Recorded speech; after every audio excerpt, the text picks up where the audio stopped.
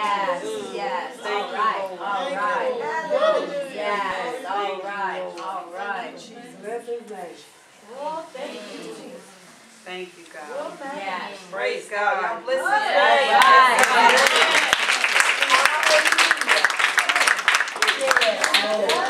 Thank you, Lord. Thank you, Lord. Y'all can get it out. I first like to thank God for the talent here today. And for Miss Robin giving us the opportunity to express our talents. When she asked me to do Gabby Douglas, I thought, what in the world am I going to say about this little girl that nobody doesn't already know? She's only 16 years old. How much life could she have possibly lived? When I began to do my research on her, I found out the basic things. She was born in Virginia Beach, Virginia. She's one of 4 children raised by a single mother. And she started gymnastics when she was 3.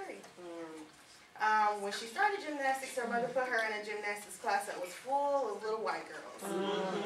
And when she joined the class, she always felt like an outsider, even though she was at the toppest rank in the class.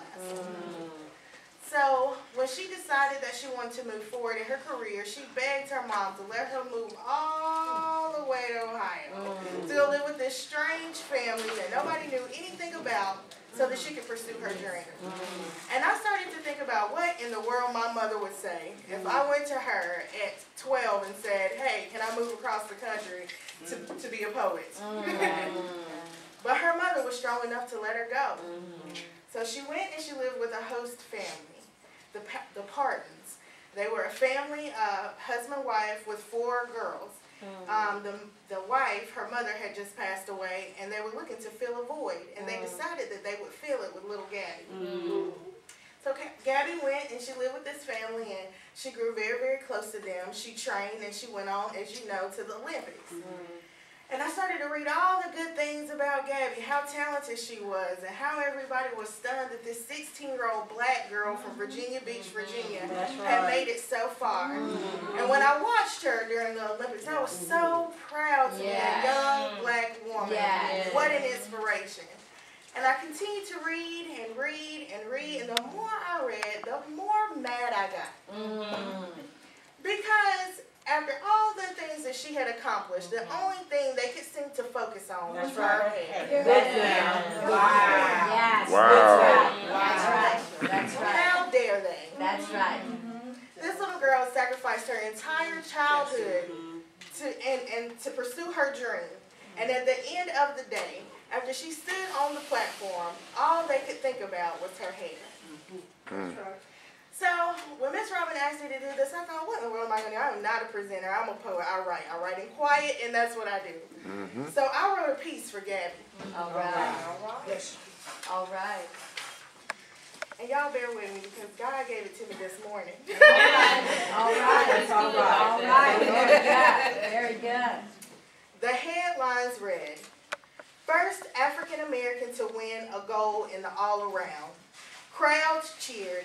Tears flowed down cheeks of those who understood the peak of what she'd reached.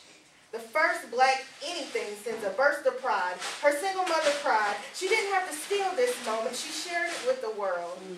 The honor of being the mother of the first black girl to achieve such greatness, patience, dedication, hard work, and God.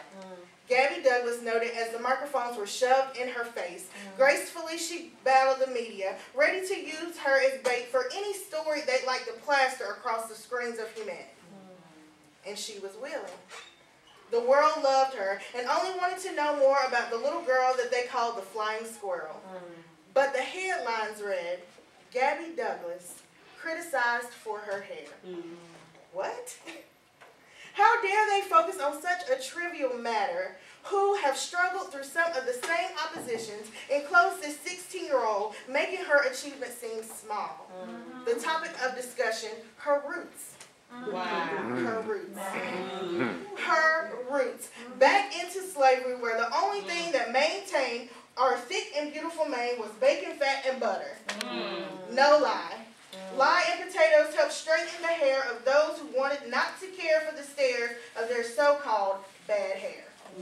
Those mixed with black and white were deemed right, so the struggle continued. Through straightening combs. Madam C.J. Walker's self-made millionaire status for straightening the way for black women to gain a way into society untamed.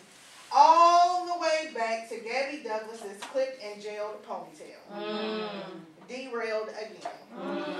Completely dismissed the fact that she fast-tracked our youth, balance beamed, flipped, jumped, vaulted into the Hall of Fame. Come on. But the condition of her untrained mane wasn't enough for the world to adore the leader of the Fab Five.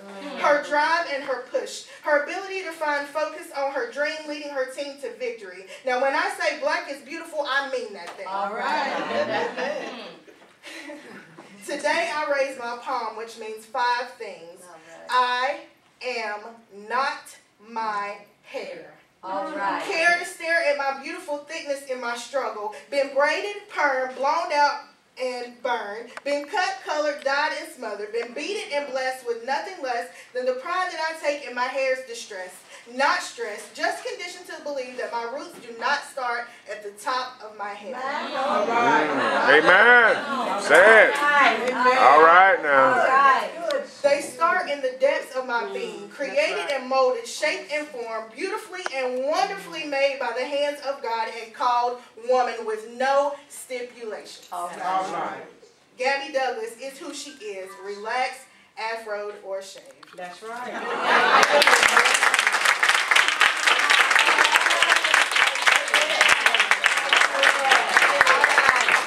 Good All job. right, that's Wonderful, it. wonderful. That's